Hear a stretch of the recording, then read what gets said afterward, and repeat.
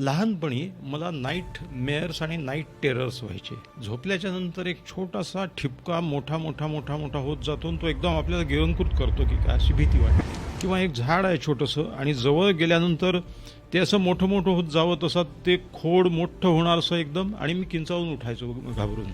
अकोल्याला आबा गोसावी नावाचे गृहस्थ होते आणि संस्कृत वगैरे जाणायचे थोडंसं, आणि मुख्य म्हणजे मंत्रतंत्रही करायचे, अशी त्यांची ख्याती होती. मग मला तिथे नेण्यात आलं. त्यांनी एक तांब्या घेतला, तांब्यामध्ये पाणी होतं आणि त्या पाण्यावरती तांब्यावरती हात ठेवला आणि काहीतरी मंत्र पुटपुटले. हा ठीक आहे, आता हा घेऊन जा घरी आणि रोज रात्री झोपताना एक घोटभर पाणी याचं प्यायचं. And I became all right. माझे सगळे ते भयाकारी स्वप्न कमी हळूहळू कमी होत गेले.